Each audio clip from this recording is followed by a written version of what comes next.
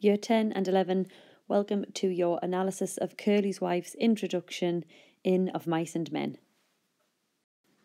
So as we know, she is introduced to the novella in chapter 2. If we have a quick read through, and then we'll go through in more detail exactly how Steinbeck presents her.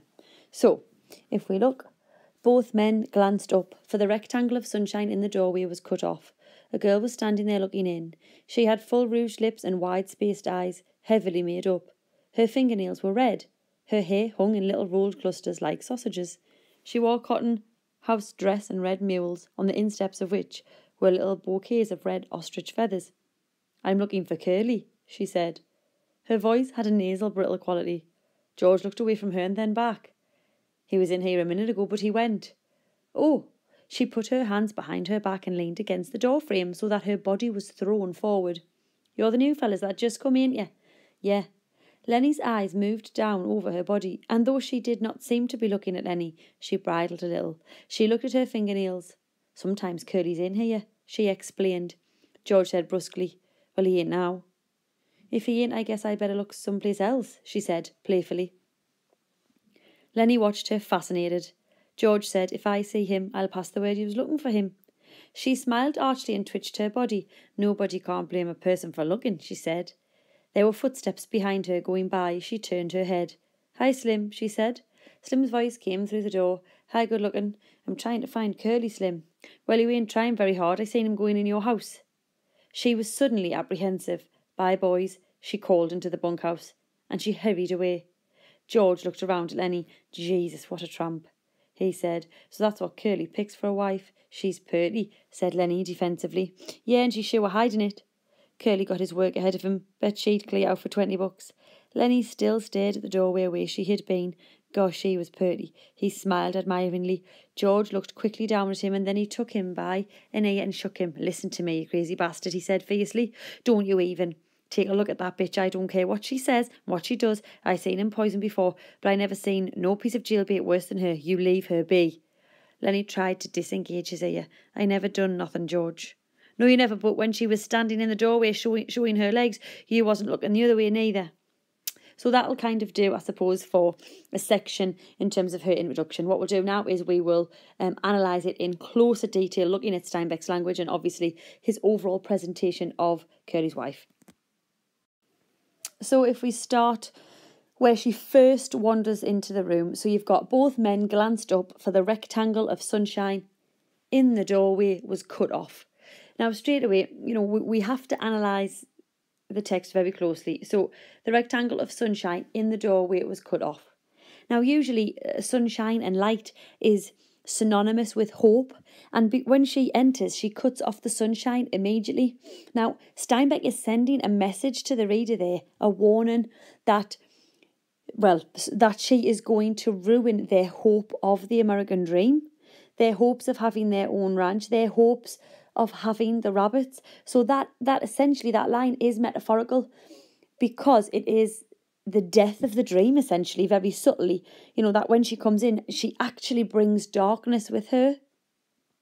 A girl was standing there looking in. She had full rouged lips and wide-spaced eyes, heavily made up. So, again, when we're looking at language devices, heavily made up. The adverb, okay, because we need our terminology to be right. The adverb heavily shows us that she takes care of her appearance. She has put quite a lot of makeup on. Now, there's a couple of things to be said here. She knows where Curly is, quite simply, when we read on, and she says to Slim, "I'm looking for Curly," and Slim says, "Well, you haven't been looking very hard because he's just left." So she's not looking for Curly, we know that. She puts a lot of makeup on. She wants to be admired by the men. She wants their attention. Why? Number of reasons. She isn't getting any affection or any attention from her husband. Loneliness is also one of the massive themes that Steinbeck explores through this novella. She is desperately lonely. Now, there's different interpretations on Curly's wife, naturally. A lot of people think she's a tart, she's this, she's that. I have a more sympathetic view of her, so you don't have to agree with me. I think she is so desperately lonely and so desperately sad that she is going to these men for company, for a little bit of attention, probably to make herself feel better about herself. Okay? But again, it's interpretation. But the adverb heavily does show us that she takes care of her appearance. She wants the men to find her attractive. She wants some attention. Also, if we're talking about imagery, we get she had full rouged lips and wide-spaced eyes. Now, if we pay closer attention to the lips here, full rouged lips. Okay, now rouged, obviously we know, is the colour red, and she's and the fact that Steinbeck describes her lips as very full and red is sexual imagery, really, isn't it?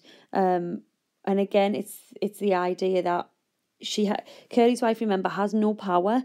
The only power she has, being a woman in 1930s America, is her physical presence, is her body. That's the only power she can hold over these men, so she tries to use it. If we carry on, her fingernails were red, her hair hung in little rolled clusters like sausages. She wore cotton house dress and red mules. Obviously, we get the repetition of red. We get the red flowers, we get the red shoes, and we get the red fingernails. The adjective red is massive here by Steinbeck. First and foremost, it serves as a parallel to the girl in Weed who was also wearing red. So we have foreshadowing. We know that what happened to the girl in Weed who was wearing red is likely to happen to Curley's wife who was also wearing red, because Steinbeck uses foreshadowing as one of his major language devices. So we know that at some point in the future of the novella, Lenny is going to want to touch Curley's wife. Okay? Now, the second thing about the adjective red is this. The colour red has many connotations if we go through a few of them. First of all, sex. Okay? Red has connotations of sex. It has connotations of love. It has connotations of danger and a warning.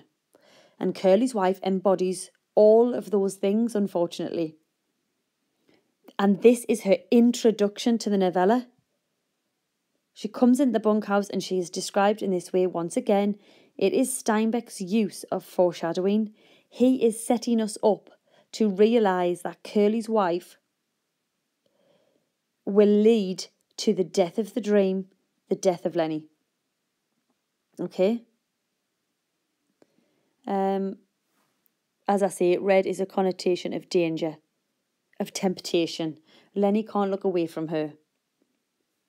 On the insteps of which were little bouquets of red ostrich flowers. I'm looking for Curley, she said. Her voice had a nasal, brittle quality. I'm going to go there now, okay? So, her voice. Now, it does sound silly, and it's on one of my other videos when I've analysed the main part of the novella. And it sounds silly, and I'm going to sound silly here, and I apologise. But it's just to kind of give you what I mean. Her voice had a nasal, brittle quality. I always imagine Curley's wife speaking like Marilyn Monroe. And I might be totally wrong, and you might totally disagree, and that's fine. Because Marilyn Monroe, if you ever listen to her singing or speaking, has a very whispery type voice. And I always think that Curley's wife probably speaks like that because it's quite seductive. Now, no, I can't speak like Marilyn Monroe, but I'll try my best. It's something like this. I'm looking for Curley. You know, it's this seductive voice. She wants their attention and she's trying everything to get it. The makeup, the red nails, the red lips, and the way she talks. Okay? And as again, this goes back to her unhappy marriage where she doesn't get any affection, she doesn't get any attention, and she's wanting it elsewhere. And as I say, she's got no power. The only power she thinks she can use is her body, is her physicality. Okay? Also, though, on closer analysis, and again, you don't have to agree with me here, brittle. Okay? Look at the adjective brittle. Brittle tells us that she's fragile.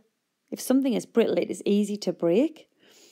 And this is very clever by Steinbeck, because this idea that she's fragile shows us exactly why she dresses and acts the way she does. A little bit of insecurity. It also suggests that she's weak, and we know that she is. Remember, other than loneliness, the American dream, weakness is one of Steinbeck's big themes. If we're talking about weakness, you've got Candy is weak because he's old and he's got one hand. Crooks is weak because he's black and he's got a crooked back. Curly's wife is weak because she is a woman. Okay, so this adjective brittle actually sets up quite a picture of her as being weak and fragile. Hence her being desperate and looking for attention from people. Carrying on, George looked away from her and then back. He was in here a minute ago, but he went, oh. She put her hands behind her back and leaned against the doorframe so that her body was thrown forward. Again, look at the end of this sentence. Physical. It's physical description. It's her body. Yeah? She's moving her body in a way to gain their attention, to be noticed. You're the new fellas that just come in? Yeah. Now look at this for the effect that she has on Lenny. Lenny's eyes moved down over her body. And though she did not seem to be looking at Lenny, she bridled a little. So she knows that Lenny's staring at her. His eyes moved down over her body. He's not obsessed, but he's infatuated at the way she looks, isn't he? He can't take his eyes off her. Again, it's going to lead to trouble because he is told by George straight after this little bit not to speak to her and not to be around her. And yet in chapter 5, he finds himself in that position. Okay. She did not, I said that. She looked at her fingernails. Again, look, it's physical. It's her physical body. It's almost as if she has to use her body because she's got nothing else, has she really? Which is a sad prospect. And then obviously when chapter 5 arrives, we realise there's a little bit more to Curly's wife than meets the eye because she lost her dream. Okay? But I think she knows that all she can do to get their attention is through her appearance. Sometimes Curly's in here, she explained. George said brusquely, well, he ain't now. If he ain't, I guess I better look someplace else, she said playfully. Look at that adverb, playfully. Again, it's this playfulness and seductiveness about her. She is so desperate to be like that she is trying everything to get the attention and companionship. I think that's she wants. Remember when she goes to Lenny in chapter 5 and she's sitting and talking to him, it's loneliness, it's needing someone to talk to. She actually admits in chapter 5 how lonely she really is. Okay, we'll analyse the next bit on the next slide. Lenny watched her fascinated. Look at that. Adjective fascinated. Again, it spells trouble for Lenny. He can't take his eyes off her. Lenny watched her. The verb watched shows that. Fascinated again. He's infatuated by what she looks like. He thinks she's very pretty. He says that quite a few times. Trouble is brewing for Lenny because when she comes in the barn in chapter 5, he's powerless, isn't he? Because much like her, he just wants to sit and talk, doesn't he? So she's talking about her dream and Lenny jumps in about the rabbits.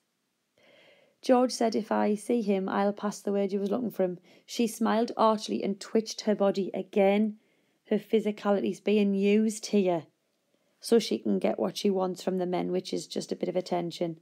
Nobody can't blame a person for looking, she said. There were footsteps behind her going by. She turned her head. Hi, Slim, she said. Slim's voice came through the door. Hi, good looking.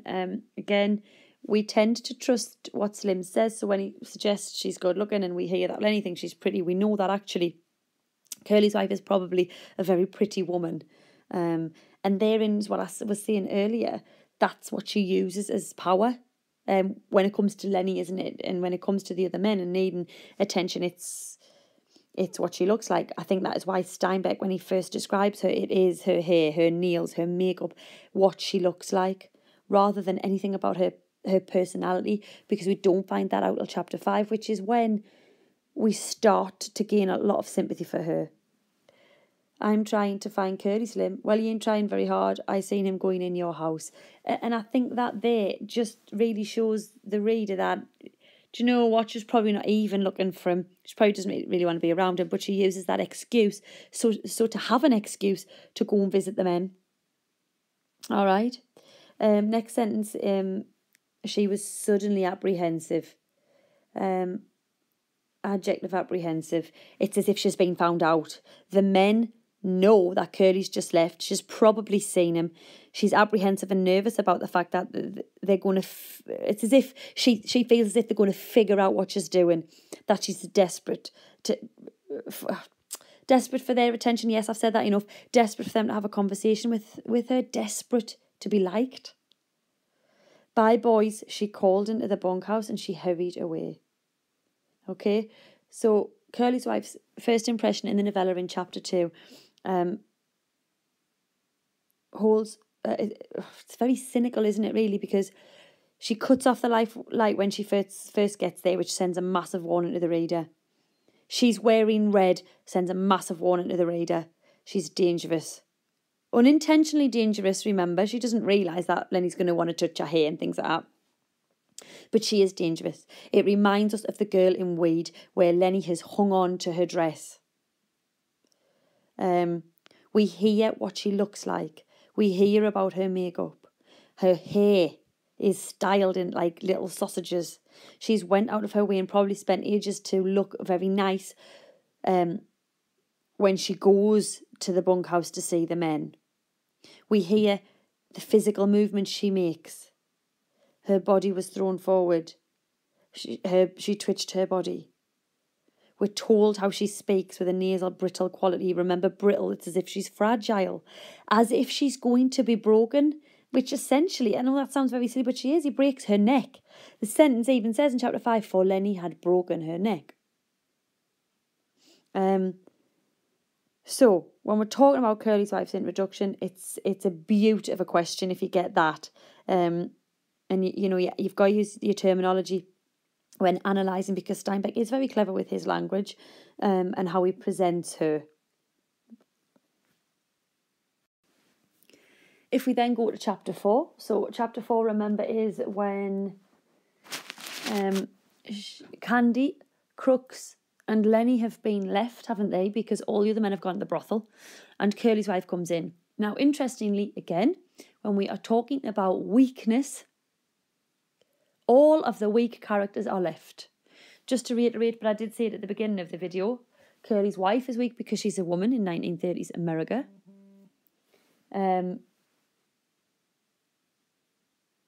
Candy is weak because he is old and has one hand.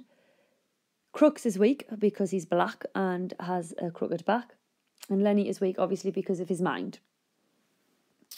So, it starts where she asks for Curly. Now, people sometimes, if they're analysing this section, miss that out. Now, she says, any of you boys seen Curly, right at the top there, right? Now, later on in the extract, she says she knows where he is. She knows where he is. She knows he's at the brothel. So, first of all, why are you asking where he is? That is her excuse to go and look for attention or to go and look for companionship. Again, when I'm talking about sympathy for Curly's wife, we do feel sympathetic for her because she is left at home knowing that her husband is at a brothel. How demoralising can it get? They swung their heads toward the door. Looking in was Curly's wife. Her face was heavily made up. Exact same sentence from chapter 2, look. Right? Again, the adverb heavily. She has done all of her makeup. Her husband is out. She is trying to impress and get attention from the other characters. As I said earlier, I think she's desperately lonely and in desperate need of a companion. Her lips were slightly parted. Much like chapter 2, we hear physical description of her. Her lips were slightly parted. She breathed strongly as though she had been running. So remember, it's that breathless talk. Any of you boys seen Curly? I know I'm embarrassing, but you know what I mean. Okay, now, it's up to you again, it's interpretation, but her lips were slightly parted. We were told about her lips in chapter 2 again. So you can argue that it's almost sexual imagery, and then she breathed strongly as though she had been running. It's seductive. Look at the adverb strongly, okay? It's as if she's trying to sound seductive to the men. Now, look at Candy's reaction to her. Curly ain't been here, Candy said sourly. Adverb sourly. Candy doesn't want to speak to her. He doesn't want her there. So this adverb sourly shows you that he is apprehensive and nervous that she is there, because he knows that the power she has is her husband, Curly, and obviously he's the boss's son. She stood still in the doorway, smiling a little at them, rubbing the nails of one hand with the thumb and forefinger of the other. Again, it's a physical description, but before that, if you look, we are told that she's smiling at them. Again, interpretation, does she want them to like her? And then we go straight back into the physical description of her nails. Her eyes travel from one face to another. Well, that's dead straightforward, isn't it? She's trying to gauge who's giving her the attention she wants, whether that be looking at her or who she might be able to talk to. And unfortunately for us, as the reader, it's Lenny, because she's going to come to the barn in chapter 5 to speak to him, isn't she? And then huge sentence by Curly's wife. They left all the weak ones here. Now, adjective weak. As I've just said, it is the chapter where all the weak characters are together. And in an ideal, optimistic world, they would all be together. I know that sounds silly, but they would all be together and they'd all get along, because they are the weak characters that are left by everybody else. And unfortunately, they don't. So when she realises she isn't perhaps getting the attention she wants, and Candy's been really sour to her, she insults them. They left all the weak ones here. And as I said before, weakness is big. It's huge in this novella, because it's almost survival of the fittest, isn't it? And she knows the weak ones are left. She knows in this particular scenario, she is the most powerful. And I think she plays on that a little bit, especially when she threatens Crooks. Think I don't know where they all went, even Curly. I know where they all went.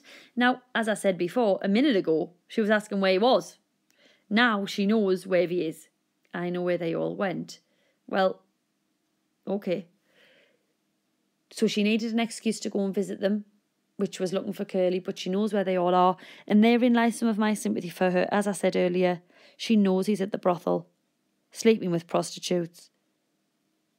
How demoralising, how awful. And then in that respect, it's almost no wonder she wants company and attention from elsewhere.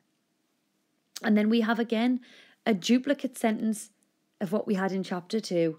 Lenny watched her fascinated, adjective fascinated. He can't take his eyes off her, even though George has given him instructions to stay clear of her. So adjective fascinated shows us, it isn't directly foreshadowing, but it is very subtle, and it is a subtle example of foreshadowing, because this fascination with her is the very reason he doesn't leave the barn in chapter 5.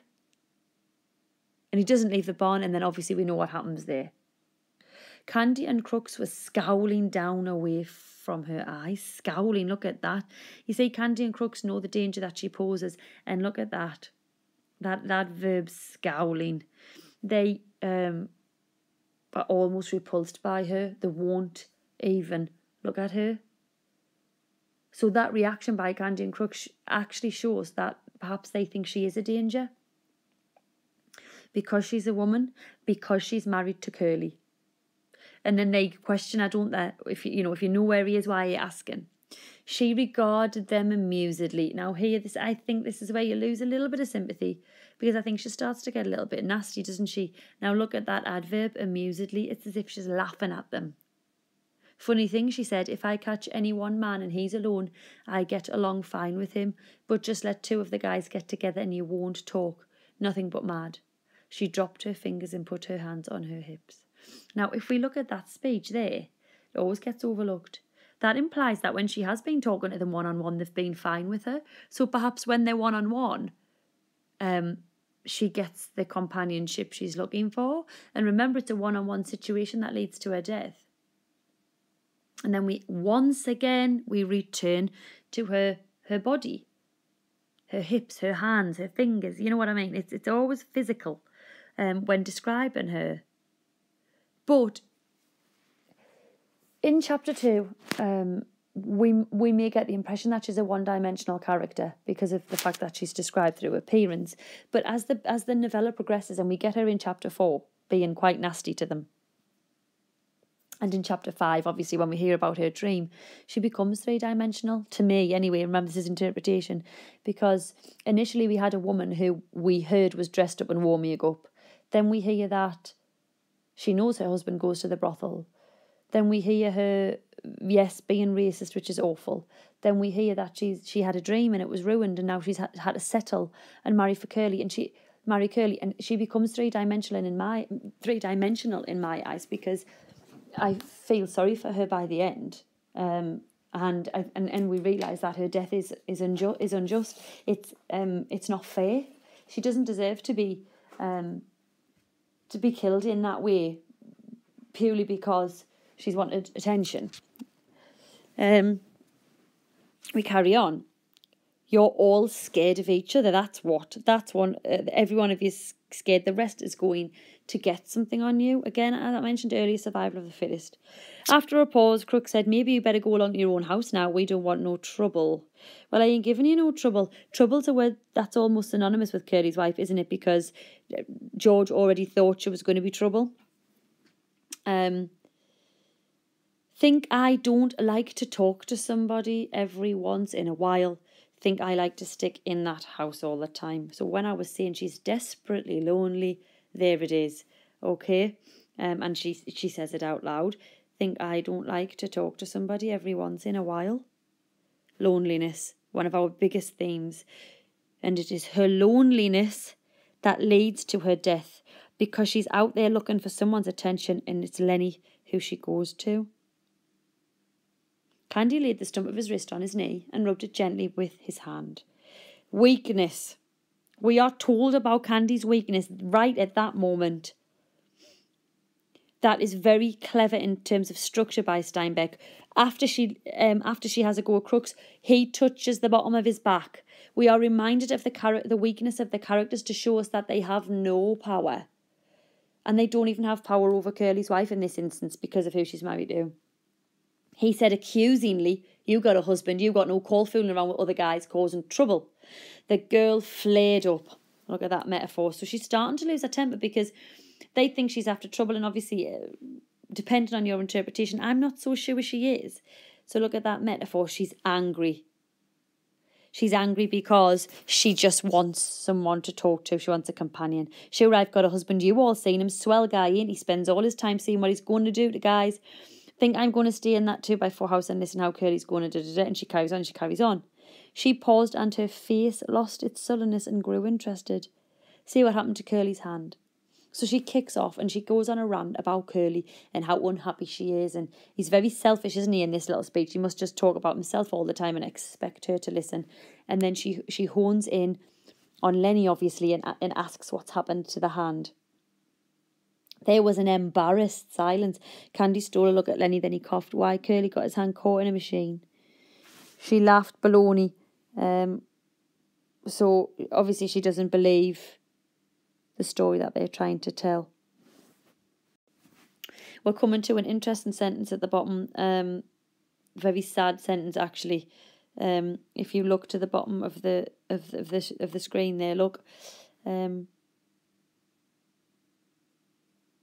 I tell you, I could have went with the shows, not just one, neither. A guy told me he could put me in the pictures. So, first time we hear about her dream, but it's very, very briefly, right? She was breathless in indignation. Saturday night, everybody out doing something, everybody, what am I doing? And here it is, awful, standing here talking to a bunch of bindle stiffs, a nigger, a dum-dum, and a lousy old sheep. Oh, I hate that sentence, okay? And liking it because there ain't nobody else. As awful as this sounds, she sums up their characters, doesn't she really? The nigger, obviously, that is how Crooks is referred to by the other men because we've still got an American society that is racist. Dum-dum, Lenny, his mind. A lousy old sheep, Candy because of his age, lousy because he's only got one hand. And liking it because there ain't nobody else. So she is awful in her description of the three men, but essentially that's how they are defined, by their weakness. And then she says she likes it because there's nothing else. It's awful, and it's awful from her, and we don't feel sympathy for her when she says that. We think, do you know what, that is vicious, that is horrible. But again, it's this idea that this is the most power she will ever have, really, isn't it? Which is awful. And she likes it because she's so desperately lonely. She is so desperately lonely that she enjoys talking to them, yet insults them at the same time. And then once again we are told about Lenny. Lenny watched her, his mouth half open, can't take his eyes off her. His mouth is half open because he's infatuated. Okay. And if we finish with chapter 5, her death, that'll be obviously the main sections that Curley's wife is included in. So chapter 2, we've done the introduction. Chapter 4, when she's with Crooks and Candy and Lenny. And then finally, this is her death. All right. If we may as well start from the line. Lenny's big fingers fell to stroking her hair. Now, Lenny's big fingers fell to stroking her hair. Obviously, the adjective big is Steinbeck reminding us of his size. But actually, what he's doing is he's reminding us of how powerful Lenny is. Which certainly shows us she won't be able to escape his grip. But also stroking her hair. Remember, he wanted to stroke the mouse. He killed it. He wanted to stroke and pet the dog. He killed the puppy. So the stroking word, which we're going to get in a minute as well, when it says he stroked harder, is foreshadowing on Steinbeck's part, because this is the problem, isn't it? He doesn't know his own strength. Don't you mess it up, she said. Then he said, oh, that's nice. He stroked harder. There you go. Verb stroked, adverb harder. Now, the adverb harder is there is the most important word, obviously, because he doesn't know his own strength and he starts to get rough without realising. Look out now, you'll mess it up. She cried angrily outright. So this is where the little struggle begins, all right? Now, if we look, she cried angrily. You've got the verb cried and the adverb angrily. Cried is emotive language. Okay, it's emotive because we realise that she wants him to stop. Angrily, she's losing her temper because he's not listening. Okay, so verb cried, adverb angrily. You stop it now, you'll mess it all up. She jerked her head sideways. Again, look at the verb jerked. It's like an uncomfortable verb, isn't it? It's an uncomfortable action as she tries to get her head out of Lenny's grip. And Lenny's fingers closed on her hair and hung on. Now look at that phrase, hung on. He's hanging on out of fear. Out of fear that she will tell George, or George will find out and take the rabbits away. Let go, she cried, you let go. Repetition of cried. Now look, she is now shouting. Okay, it is the speech there with the exclamation mark, and it's a short, simple sentence, is panic. She needs him to get off her, and he won't. And then we get another little short, simple sentence to kind of quickly express Lenny's position. Lenny was in a panic. His face was contorted, right? Now, adjective contorted. Emotive language in panic. Two short, simple sentences. It's quick, it's fast-paced is her death. We can't stop it. She can't stop it. The reader is placed in her position whereby we are helpless. Now, Lenny is in a panic because he doesn't know what to do, does he? And he goes into overdrive in terms of, oh my God, the rabbits, I'll have to keep her quiet. God forbid George should find out. His face was contorted. He's struggling, isn't he? He's uncomfortable. He's got this girl in his hands. All he wants is to protect the dream, and he doesn't want to disappoint George by getting into trouble.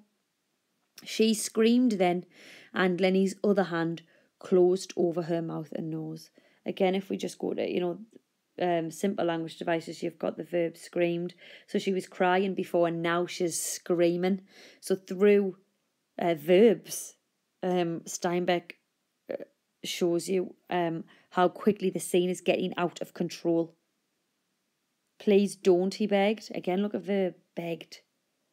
He's desperate. The verb begged shows us that Lenny is desperate for her to be quiet. Please don't do that. George will be mad. And remember that's almost Lenny's concern all the way through the book, really, isn't it? He doesn't want to upset George. George is going to be mad because he promised not to get in trouble. Next sentence again shows us a lot. She struggled violently under his hands. Now, the whole sentence, but if we look closer, verb struggled. It is now a fight. So we've had cried, then we had screamed, now we've got struggled. Look at the verbs. She's fighting for her life. Violently also shows that. The adverb violently. She's fighting back physically, but she can't. She can't outmatch him. And then again, if we're looking at key verbs, battered, her feet battered on the hay. She writhed to be free. Her feet are battering on the hay because you can imagine she's kicking her legs through desperation, trying to escape. And then the verb writhed, it's almost as if her body's out of control and she's trying anything she can to get free, wriggling and writhing around to try and get out of his grip. It is very animalistic, isn't it, in terms of we know that he's the bear, and when she's dead, we're told that she's flopping like a fish, and it's this idea that the bear in the animal world will kill the fish. The fish is defenseless. Yeah. Lenny began to cry with fright. So emotive language now to describe Lenny. Cry and fright. He's frightened because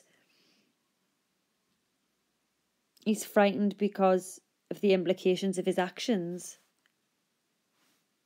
Please don't do none of that, he begged. Again, repetition of beg. Desperate. He's desperate, isn't he? Bless him. He's desperate that George need not be heard. This struggling, he's desperate for her to be quiet so that he doesn't get into trouble. George is going to say I've done a bad thing. He ain't going to let me tend the rabbits. Herein lies Lenny's mind. He doesn't realise he's killing her. He doesn't realise he's hurting her. His concern is the rabbits. He's so simple, isn't he? Bless him, that's his concern. And remember when she's dead, he lifts up her arm and lets it drop because he doesn't know what he's done. He moved his hand a little and her hoarse cry came out. Then Lenny grew angry. Right now, because she's not doing as he wants, obviously, he starts to lose his temper. Look at the adjective angry. Now, Donny said, I don't want you to yell. You're going to get me in trouble just like George says you will. Don't you do that. And she continued to struggle. Verb struggle again. So now the fight, it's like almost like a bit of a prolonged fight now, isn't it? And she's struggling and she's struggling and she's struggling and she's throwing her body around and she's fighting. And the verbs are key here. Her eyes were wild with terror. Look at that. Terror. Emotive language. She knows she's going to die. She's petrified. And herein comes our sympathy for Curly's wife. If we look back in the novella, she does not deserve to die like this. All she's wanted is attention. He shook her then, and he was angry with her. Verb shook. Don't you go yelling, he said, and he shook her. So that's twice, okay? And again, it's power, isn't it? It's this power struggle. He's shaking at her to make her be quiet, but he's doing it really forcefully. And then we have that massive simile I referred to earlier. Her body flopped like a fish. So again, I'll just reiterate what I said about animal imagery. Since chapter 1, Lenny has been referred to as a bear. And now we're told that she's a fish. He's like a fish. And we are told he's a bear here. He poured up the hay. Now, animal imagery is key in Steinbeck's novella. And she is a fish and he is a bear. And we know that a bear will hunt a fish and a bear will kill a fish. A fish is defenceless. In the parallel there, Curly's wife is defenceless to Lenny because he's so big, because he's so powerful. She can't defend herself. So she flops like a fish. It's quite a sad image, really, isn't it? And I hate this sentence. And then she was still, for Lenny had broken her neck. And therein is her death. Lenny had broken her neck. I did say in my section on chapter 2 about her brittle voice reminded us of something breaking. And there you go. We are told how fragile she is in chapter 2 when we hear she has a brittle voice and he breaks her neck. He looked down at her and carefully he removed his hand from over her mouth, but she lay still. Remember, he doesn't realise what he's done. I don't want to hurt you, he said, but George will be mad if you yell. When she didn't answer nor move, he bent closely over her. He lifted her arm and let it drop. For a moment he seemed bewildered, and therein lies almost a summing up of Lenny. Look at that. For a moment he seemed bewildered, adjective bewildered. He's confused. He does not know what he's done. He hasn't realised that he's killed her. And that's the whole problem. He can't comprehend how powerful he is. He whispered in fright. He's petrified because he knows he's defied George, and he knows that the rabbits are in jeopardy. I've done a bad thing. I've done a bad thing. He poured up the hay until it partly covered her. I've already given you that metaphor about the bear. From outside the barn came a cry of men and the double clang of shoes on metal. We are reminded about the outside world then by Steinbeck, obviously on purpose through structure. We are reminded that the outside world are not going to understand what has happened, and the outside world will want to punish Lenny, which is why obviously George does it. Obviously George does it as a mercy killing, so he doesn't feel pain. For the first time, Lenny became conscious of the outside. I done a real bad thing. I shouldn't have did that. George will be mad. Hide in the bush till he come. He's going to be mad. In the bush till he comes. That's what he said. And then what we get there is he lies the puppy close to her. Lenny picked it up. So she's killed the puppy. He's killed the puppy, and he's killed Lenny. The girl, the puppy. He's killed the mouse as well earlier on. Curly's wife lay on her back and she was half covered with hair. It was very quiet in the barn. To sum up atmosphere there. Okay, obviously the quiet barn, it's very tense, isn't it? He's killed Curly's wife. It's the death of the dream.